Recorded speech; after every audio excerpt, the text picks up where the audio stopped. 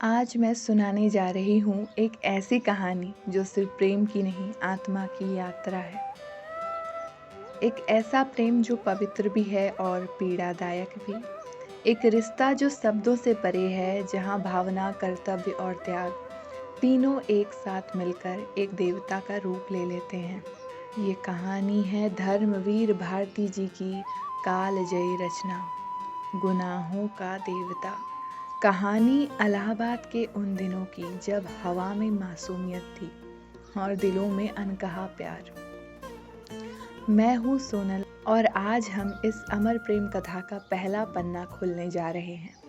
अगर पुराने ज़माने के नगर देवता और ग्राम देवता की कल्पनाएं आज भी मान्य होती तो मैं कहती इलाहाबाद का नगर देवता जरूर कोई रोमांटिक कलाकार है। ऐसा लगता है कि इस शहर की बनावट, इसकी गलियां, इसकी हवा, सब में एक बेपरवाह खुलापन है, जैसे किसी आज़ाद आत्मा ने इसे अपनी मर्जी से गढ़ा हो।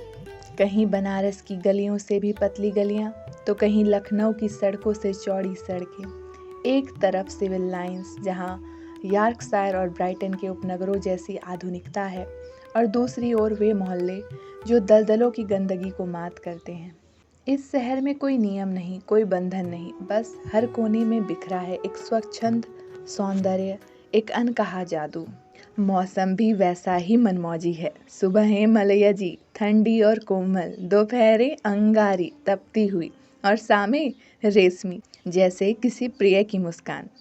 धरती ऐसी कि वही सहारा का रेगिस्तान लगे, तो कहीं मालवा के खेतों जैसी हरियाली मिल जाए।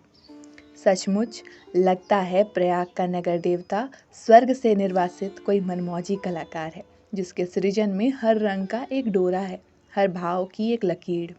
और चाहे जो हो, मगर जब कव्वार कार्तिक बीतते हैं या बसंत के बाद होली तक का मौसम आता है, इलाहाबाद का वातावरण नेस्टर्सियम और पंजी के फूलों से भी ज़्यादा रंगीन लगता है। गंगा तट हो या खुसरू बाग, सिविल लाइंस हो या अल्फ्रेंड पार्क, हर ओर एक नटखट सी हवा बहती है, जैसे कोई शरारती दौसीजा फूलों की कलियों और नदी की लहरों से छेड़खानी कर रही हो। अगर आप सर्दी से नहीं डरते तो बस एक ओवरकोट डालिए और सुबह सुबह निकल पड़िए। पौ फटने के पहले की वो ठंडी सुनहरी हवा आपको अपने जादू में बांध लेगी। वसंत के नए फूलों से मुकाबला करती हुई सुनहरी भोर धीरे धीरे क्षितिज पर फैल रही थी। बालसूरी की कोमल किरणें सुबह की राजकुमारी के गुलाबी आंचल पर अपनी उंगलियों से गेसुओं को हटाती सी प्रतीत होती थी।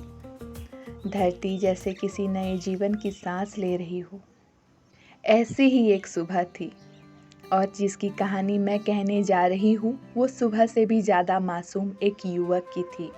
वो अल्फ्रेंड पार्क के लॉन में टहल रहा था, जैसे प्रभाती गाकर फूलों को जगाने वाला कोई देवदूत उतर आया हो। उसने कत्थई रंग का पश्मीने का लंबा कोट पहन रखा था, एक कॉलर उठा हुआ था, दूसरे में सरों की हरी पट्टी बटन होल में लगी थी। सफ़ेद जीन की पतली पैंट, पैरों में सफ़ेद जरी की पेशावरी सैंडलें। चेहरा गोरा भरा हुआ, माथा ऊंचा और चमकता हुआ, और उस पर झूलती हुई एक रूखी भूरी लट। चलते चलते उसने फूलों का एक रंग बिरंगा गुच्छा इकट्ठा कर लिया था और रह रहकर उसे सूंघ लेता था, जैसे उन फूलों की महक में कोई अधूरी बात छुपी हो। पूरब का आसमान अब गुलाबी हो चुका था और सुनहरी किरणें फूलों पर पराग की बौछार कर रही थी। अरे, सुबह हो गई, उसने चौंक कर कहा और पास ही के एक बेंच पर बैठ गया। सामने से एक माली आ रहा था। क्यों जी, लाइब्रेरी खुल गई? उसने पूछा। माली मुस्कुराया। अभी नहीं बाबूजी। धीरे शांति से वो संतोष से बैठ गया और फूलों की पंखुड़ियां नोच कर नीचे गिराने लगा, जैसे किसी विचार में खो गया हो, किसी अनकही कहानी की शुरुआत में। शायद यहीं से शुरू होती है वो कहानी जो आने वाले समय में पवित्रता, प्रेम और पीड़ा तीनों का प्रतीक बनने वाली थी।